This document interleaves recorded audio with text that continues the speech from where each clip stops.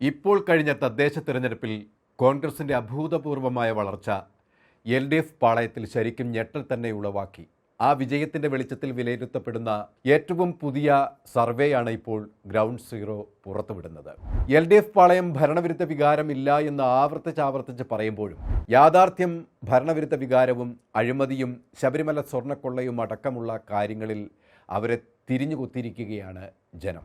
കേരളത്തിൻ്റെ 14 ജില്ലകളിലായി നടത്തിയ പഠനത്തിൻ്റെ വെളിച്ചത്തിൽ ഉരുത്തിരിഞ്ഞു വന്ന ഈ സർവേ ഫലം കേരളത്തിൻ്റെ ഇപ്പോഴത്തെ സ്പന്ദനമാണ് വെളിവാക്കുന്നത്. പിണറായി സർക്കാർ കഴിഞ്ഞ 10 വർഷത്തിന് മേലെയായി കേരളത്തിൽ കാഴ്ചവെച്ച ഭരണത്തിൻ്റെ ഒരു വിലയിരുത്തൽ കൂടിയാണ് ഇത് എന്നത് പ്രത്യേകം ഓർക്കണം നമ്മൾ.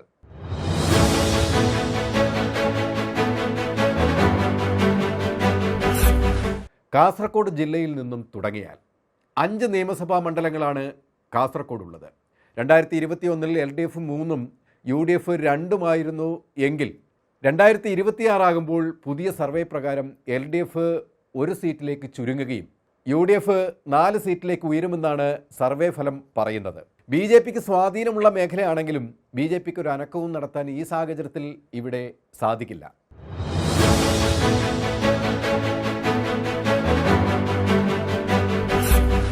കണ്ണൂർ ജില്ലയിലേക്ക് വന്നാൽ 11 നിയമസഭാ മണ്ഡലങ്ങളാണ് കണ്ണൂരിലുള്ളത്.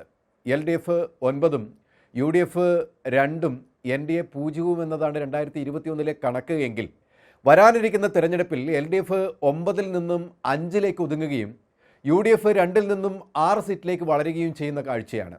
ഇവിടെയും NDAയ്ക്ക് ഒരു സീറ്റ് പോലും നേടാൻ കഴിയില്ല എന്നതാണ് തെളിയുന്നത്.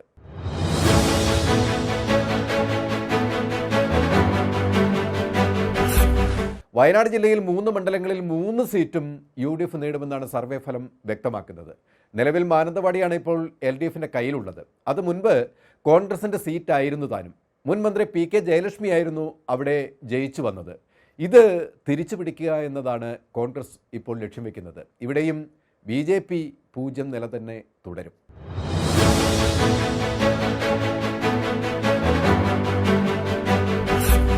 കോഴിക്കോട് ജില്ലയിലേക്ക് വന്നാൽ 13 നിയമസഭാ മണ്ഡലങ്ങളാണ് കോഴിക്കോടുള്ളത്. UDFിന് കഴിഞ്ഞ തവണ അത്ര നല്ല നില ആയിരുന്നില്ല എങ്കിലും ഇത്തവണ അത് മറികടക്കുമെന്നാണ് വിലയിരുത്തൽ. 2026 8 സീറ്റുകൾ നേടി UDF കുതിക്കുമെന്നും LDF 5 സീറ്റിലേക്ക് ഒതുങ്ങുമെന്നാണ് കണക്കുകൾ പറയുന്നത്. BJPക്ക് ഇവിടെയും മാറ്റമൊന്നും സംഭവിക്കില്ല, 0 തന്നെ നിലനിൽക്കും.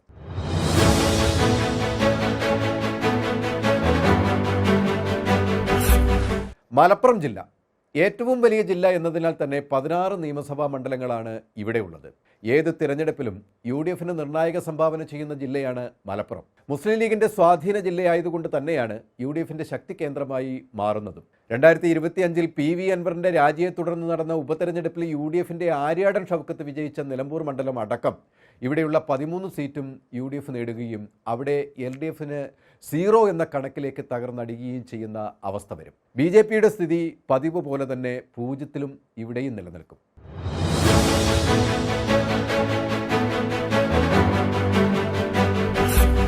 പാലക്കാട് ജില്ല ഇവിടെയുള്ള 12 നിയമസഭാ മണ്ഡലങ്ങളിൽ 10 സീറ്റുകളും ഇടതുപക്ഷത്തിൻ്റെ കയ്യിലാണ്. 2 സീറ്റ് മാത്രമാണ് UDFിന് ഉള്ളത്. എന്നാൽ 2026 ഏപ്രിൽ മാസം വരുന്ന തിരഞ്ഞെടുപ്പിൽ UDFിന് ഇവിടെ നേട്ടമുണ്ടാക്കാതിരിക്കാൻ കഴിയില്ല എന്നതിനാൽ അവിടെ ഒരു മുന്നേറ്റം സൃഷ്ടിക്കാൻ തന്നെ ഒരുക്കങ്ങൾ പൂർത്തിയാക്കി കഴിഞ്ഞതിനാൽ UDF 2ൽ നിന്നും 5ലേക്ക് ഇവിടെ വളരും. LDF ആകട്ടെ 10ൽ നിന്ന് 7ലേക്ക് ലോപിക്കുകയും ചെയ്യും.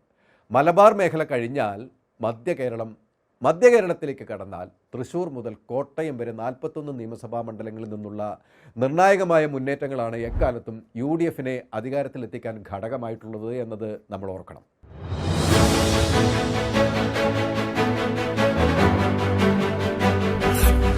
ഇനി തൃശ്ശൂർ ജില്ലയിൽ 13 നിയമസഭാ മണ്ഡലങ്ങളിൽ 2021 LDF 12, UDF 1 കഴിഞ്ഞ തവണ UDFിന് ഒരു കനത്ത തിരിച്ചടിയാണ് തൃശ്ശൂർ നൽകിയത്. എന്നാൽ ഇത്തവണ 1 എന്നുള്ളത് 8 സീറ്റാക്കി ഉയർത്തുകയും LDF 5 സീറ്റിലേക്ക് ഒതുങ്ങുകയും ചെയ്യുന്ന കാഴ്ചയാണ് നമുക്കവിടെ കാണാൻ കഴിയുന്നത്. ഇവിടെ BJPക്ക് ഒരു ലോക്സഭാ സീറ്റ് ഉണ്ട് എന്നതിനാൽ തന്നെ BJP ചില വോട്ടുകൾ മറിക്കുമെന്നുണ്ടെങ്കിലും ഒരു സീറ്റും പിടിക്കാൻ ഇവിടെയും അവർക്ക് കഴിയില്ല.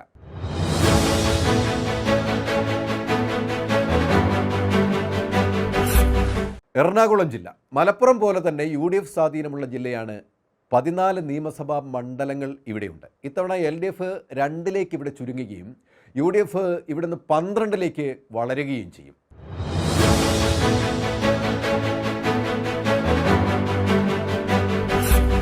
ഇടുക്കി ജില്ലയിലേക്ക് വന്നാൽ 5 നിയമസഭാ മണ്ഡലങ്ങളാണ് ഇടുക്കി ജില്ലയിലുള്ളത്.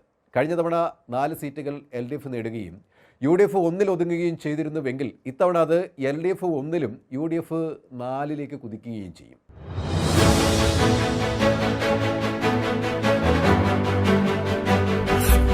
കോട്ടയത്തേക്ക് വന്നാൽ അവിടെ ആകെ 9 സീറ്റുകൾ കഴിഞ്ഞ തവണ LDFന് 5, UDFന് 4 എന്ന നിലയിലായിരുന്നു. 2026-ൽ LDF 2-ലേക്ക് ചുരുങ്ങുകയും UDF 2 സീറ്റ് കൂടുതൽ പിടിച്ച് 7-ലേക്ക് ഉയരുകയും ചെയ്യും.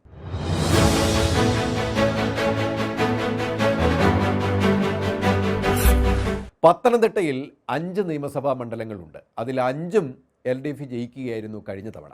എന്നാൽ ഇത്തവണ UDF ഇവിടെ 5 സീറ്റും നേടുമെന്നാണ് സർവേ ഫലം വെളിവാക്കുന്നത്.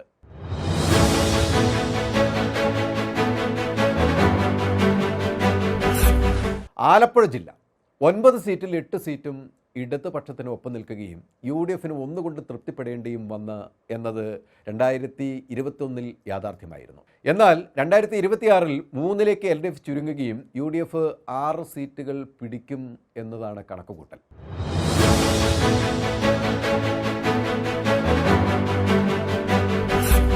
കൊല്ലത്തേക്ക് വന്നാൽ ഇവിടെ 11 നിയമസഭാ മണ്ഡലത്തിൽ 9 സീറ്റ് ഇപ്പോൾ LDFിൻ്റെ കയ്യിലും 2 സീറ്റ് UDFിൻ്റെ കൈകളിലുമാണ്. എങ്കിലും UDF 2-ൽ നിന്നും 6 സീറ്റിലേക്ക് വളരുകയും LDF 5 സീറ്റിലേക്ക് ഇവിടെ ചുരുങ്ങുകയും ചെയ്യും.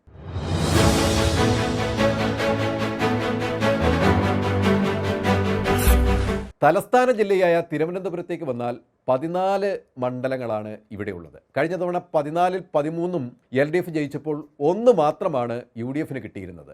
എന്നാൽ ആ ആധിപത്യം അടുത്ത തെരഞ്ഞെടുപ്പിൽ LDFന് കാഴ്ചവെക്കാൻ കഴിയില്ല എന്ന് തെളിഞ്ഞു കഴിഞ്ഞു. ഇവിടെ LDF 7 സീറ്റിലേക്ക് വഴുതി വീഴുകയും UDF 1-ൽ നിന്നും 7 സീറ്റിലേക്ക് ഉയരുകയും ചെയ്യും. കേരളത്തിൻ്റെ ഇപ്പോഴത്തെ പൊതുവികാരം മുൻനിർത്തിയാണ് ഈ സർവേ ഫലം പൂർത്തീകരിച്ചത്.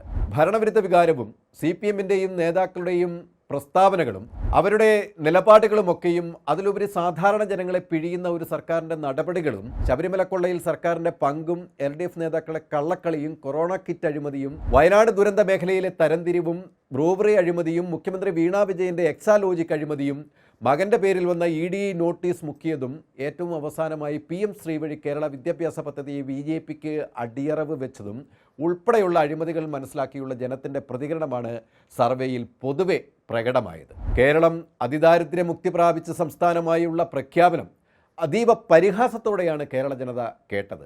2 ഘട്ടങ്ങളിലായി LDFിൻ്റെ ഭരണത്തിൽ ശ്വാസം മുട്ടുന്ന കേരള ജനത ഒരു ഭരണമാറ്റത്തിനായി ഇപ്പോൾ തന്നെ തയ്യാറായി കഴിഞ്ഞു എന്ന് വേണം കരുതാൻ. അതുകൊണ്ടാണല്ലോ ഈ കഴിഞ്ഞ തദ്ദേശ തിരഞ്ഞെടുപ്പിൽ UDFിൻ്റെ ഉയർച്ച നമ്മൾ കണ്ടത്. ജനം ഇപ്പോൾ UDFിൽ ഒരു ശുഭപ്രതീക്ഷ അർപ്പിച്ച് കാത്തിരിക്കുകയാണ്.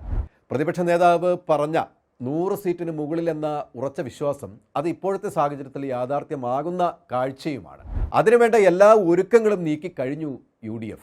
ടീം UDF വരും, കേരളം മാറും, അതൊരു പുതിയ കേരളത്തെ രൂപപ്പെടുത്തുമെന്നിരിക്കെ ജനം അതീവ പ്രതീക്ഷയോടെ കോൺഗ്രസിലേക്ക് ഇരച്ച് കയറുകയാണ് ഇപ്പോൾ.